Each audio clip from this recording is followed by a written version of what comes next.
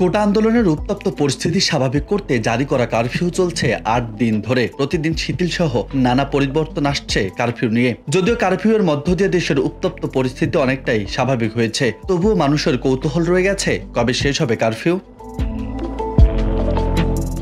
শনিবার রাতে রাজধানীর ধানমন্ডিতে নিজ বাসায় আইন শৃঙ্খলা রক্ষাকারী বাহিনীর ঊর্ধ্বতন কর্মকর্তাদের সঙ্গে বৈঠক করে স্বরাষ্ট্রমন্ত্রী আসাদুজ্জামান খান নতুন সিদ্ধান্ত দিয়েছেন কারফিউ নিয়ে। ঢাকা, গাজীপুর, নারায়ণগঞ্জ ও নরসিংদীতে রোববার, সোমবার ও মঙ্গলবার সকাল ৭টা থেকে সন্ধ্যা ৬টা পর্যন্ত কারফিউ শিথিল থাকবে বলে জানিয়েছেন তিনি।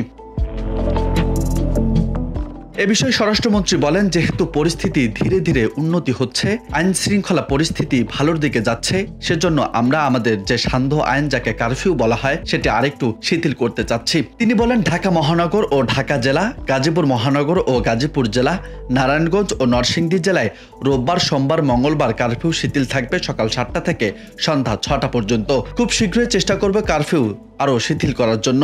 বাকি জেলাগুলোতে সংশ্লিষ্ট জেলা প্রশাসক, আইন শৃঙ্খলা রক্ষাকারী বাহিনীর সমন্বয়ে তাদের নিজ নিজ জেলায় কারফিউ দেওয়ার বিষয়ে সিদ্ধান্ত নেবেন বলে জানান স্বরাষ্ট্রমন্ত্রী। সব মিলিয়ে পরিস্থিতি বিবেচনায় কারফিউয়ের চূড়ান্ত সিদ্ধান্ত দেওয়া হবে বলেও জানান তিনি।